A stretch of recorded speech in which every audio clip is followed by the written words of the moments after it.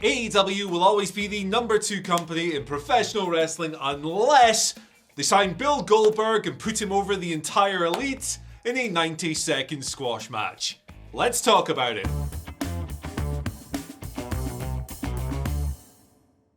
I'm Andy Murray from What Culture, and no, I don't actually think Goldberg should come to AEW and squash the elites, although the internet's reaction to that would probably make it worth it, to be honest. No, the secret sauce that will take AEW to the next level in wrestling in general, and try and make an attempt at least at toppling WWE's all-conquering empire, is very simple in theory, but very difficult to achieve. In order for AEW to go full Neil Armstrong and take that giant leap, it needs to create a giant mainstream star that catches on with the wider world beyond the wrestling bubble. To begin, let's take a quick broad look at American wrestling as a whole. WWE is number 1. That's not my opinion, that is a fact. You look at every single business metric and this company just crushes everything else across the board. I'm talking viewership numbers, I'm talking ticket sales, I'm talking live event gates, I'm talking online reach. WWE is up here and everyone else is over here somewhere. And that doesn't mean you have to like the WWE product. You certainly don't. In fact, you're free to hate it if you want. That's entirely up to you. But it should be said that with WWE's business doing well at the moment, the company's programming is being received a lot more positively. Since Vince McMahon went out as head of creative and Triple H came in, there's a good vibe about WWE in general, and you haven't always been able to say that over the past 20 or so years. It seems like every single premium live event breaks records in some shape or form for that specific brand, and WWE is breaking live gate records all over the place as well, and ratings are pretty damn healthy at the moment too. And, you know, buzz isn't something that's always measurable. You can't sit here and go, yes, you have 100 buzz and you have 64 other company, but it's fair to say, WWE's pretty hyped up right now. WWE has buzz and AEW kinda doesn't. A quick glance at the way people talk about the company and its current product online will tell you as much, and so too will looking at the ratings. Now, I'm not going to sit here and bore you with 1,000 different numbers about 1,000 different things, but things have stagnated on the ratings front for AEW for sure. Critically, the company is still performing well. Dynamite still does well on a Wednesday night. We should get that out of the way. A lot of people who are not necessarily speaking in good faith will tell you otherwise, but come on, man. The show's frequently in the top 10 cable originals for the night. It's doing well. These numbers might not be as high as, you know, everyone would like, as the company would like, but they are doing good, and they're in a decent position to earn a nice big rights fee increase when those negotiations take place later this year. Guarantee you that Warner is absolutely fine with how AEW TV is doing. But while second place is good in pro wrestling, it means AEW is ahead of literally every other competitor that isn't WWE. It is quite a distant second in professional wrestling. Again, just look at the numbers that come out every single week. So what can AEW do to change that? What can they do to move towards becoming the number 1 someday? First, for this argument to work, I think you need to buy into the idea that AEW needs to grow. And you might not. To be fair, if you're sitting there going, hey, like, I really love this show every week, I like this, I don't want it to change. I don't want them to sacrifice the things I enjoy in the chase for numbers. I think that's an entirely fair point of view, to be perfectly honest with you. I've been in that position myself with the AEW show at various points over the years. Does the company need to grow? Well, if you're enjoying it, and like we've said, performances, numbers-wise, are still pretty damn good, fair play. Maybe it doesn't need to grow. But if you do think AEW needs to grow and you want it to grow, you ask 1,000 different people about the best way to do this, you'll probably get 1,000 different answers. Push Ricky Starks. Put Miro back on television. Book more than one women's match a week. Do more stuff with New Japan. Do less stuff with New Japan. Burn an effigy of Vince McMahon live on television. Millions and millions of different ideas. Some more valid than others, but everyone's got an opinion on it. But all of this boils down to one thing.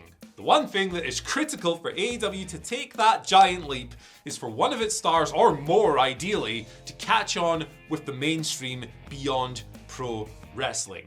How do you do that? Well, there's no easy solution. There's no guaranteed way of making this work. You could have the best in-ring wrestler in the world, who also happens to cut the best promos, have the most heat, and work the best angles, be the most charismatic, eye-popping presence on screen. You could have that person, you could book them perfectly for 10 years, and they still might not catch on with the overall mainstream world, with pop culture, with the wider sphere. There's just no guarantee at all. So much of this is kind of to chance. Very few people make it to that point. John Cena or The Rock or whoever you want to name just doesn't come along every 5 minutes, and you can probably count the number of people who've been in that role for the world's biggest companies on, I don't know, 2 hands. You've only got 2 hands, but you get the point I'm trying to make. Look, great leaps forward require a great era-defining megastar. It was Hulk Hogan as WWE was coming out of the territorial era and going national. In the Attitude Era, it was Steve Austin and it was The Rock. Hey, you want to use New Japan as an example? How about Hiroshi Tanahashi saving that company from Inokiism and sowing the seeds for what it would become today, or Kazuchika Okada for taking the baton from the ace, running with it and breaking all kinds of records across the board. Now, AEW needs to find its version of these wrestlers, of these gigantic number-popping megastars. But who is it, and how do they turn them into that star? Could be the guy behind me, could be MJF. Great position to do so at the moment. World champion, obviously, just a fantastic TV wrestler across the board, and if you put him in any interview situation beyond wrestling, he's going to look and sound great. I think Ricky Starks might be another great shout for that role, or Britt Baker. She certainly resonates as a gigantic star on screen. Jade Cargill, another example. She could be just absolutely bigger than the business if her next few years pan out the way they should. It's not about finding the perfect in-ring wrestler or the perfect talker or the perfect this, that, or the next thing. It's finding